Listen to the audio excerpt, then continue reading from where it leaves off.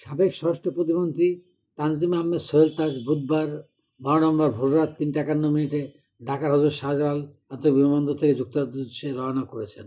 কাতার এয়ারলাইন্সের কিউআর ৬৩৯ ফ্লাইটে করে কাতার হয়ে যুক্তরাষ্ট্রে গেছেন বলে বিমানবন্দর সূত্র নিশ্চিত করেছে। কার্যক্রম নিষিদ্ধ আওয়ামী লীগের তথাকথিত ঢাকা লকডাউন সম্পর্কে আওয়ামী লীগ সরকারের পদত্যাগে এই স্বরাষ্ট্র প্রতিমন্ত্রী বিদেশ যাত্রার কয়েক ঘণ্টা আগে মঙ্গলবার ১১ নভেম্বর দুপুরে সামাজিক যোগাযোগ মাধ্যম ফেসবুকে একটি পোস্ট দিয়েছেন। ক্ষমতার লোভ, ১,০০,০০০ বেলুন নাকি বাসে আগুন শিরোনামে এই পোস্টে সোহেল তাজ লিখেছেন, গণহত্যা, গুম, খুন করে জনগণের গণতান্ত্রিক বিলুপ্ত করে দুর্নীতি লুটপাট করে লাখ লাখ কোটি টাকা বিদেশে পাচার করেছে তারা। সেই টাকার পাহাড়ে বসে এখন আবার অরাজকতা আর তাণ্ডব সৃষ্টি করছে নির্বাচন বানচাল করে বাংলাদেশের গণতান্ত্রিক ভবিষ্যৎ ধ্বংস করার লক্ষ্যে। ফেসবুক পোস্টে সোহেল তাজ উল্লেখ করেন, আমার আশ্চর্য লাগে যখন চিন্তা করি যে এত কিছুর পরে ওদের আওয়ামী লীগের একটা অংশ কী করে সমর্থন করে।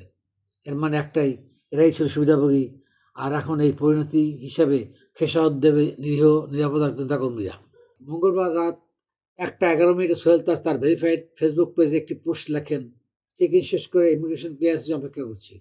এর আগে মঙ্গলবার বিকেলেও তিনি একটি ফেসবুক পোস্টে তার চুক্তি সফরের ইঙ্গিত দিয়ে বলেছিলেন, মগের মূল্য খরবা একটা দেশ খেলোয়াড় পরিবর্তন হয় কিন্তু খেলা একই থেকে যায়। আজকে রাতে আমি হাইকোর্টের আদেশ নিয়ে আমেরিকার পথে যাত্রা করব, দেখা যাক আবার কী হয়, সব কিছু জানাবো। উল্লেখ্য, গত ২৬শে সেপ্টেম্বর যুক্তরাষ্ট্রে যাওয়ার পথে হজরত শাহজালাল আন্তর্জাতিক বিমানবন্দরে সোহেল তাজকে আটকে দেওয়া হয়েছিল।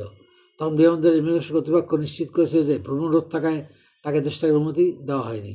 তানজিম আহমেদ সোহেল তাজ বাংলাদেশের প্রথম প্রধানমন্ত্রী তথা মুজিবনগর সরকারের প্রধানমন্ত্রী তাজউদ্দিন আহমদ ও সৈয়দ জোহরা তাজউদ্দিনের কনিষ্ঠ সন্তান। তিনি নবম জাতীয় সংসদে আওয়ামী লীগের সংসদ সদস্য এবং পরবর্তীতে স্বরাষ্ট্র প্রতিমন্ত্রী হন। নীতিগত কারণে প্রতিমন্ত্রীর পদ থেকে পদত্যাগ করেন এবং পরে সংসদ সদস্য পদ থেকেও পদত্যাগ করেন। এরপর বিভিন্ন ইস্যুতে আওয়ামী লীগের বিরুদ্ধে তার অবস্থান থাকলেও তিনি আর রাজনীতিতে ফিরেননি।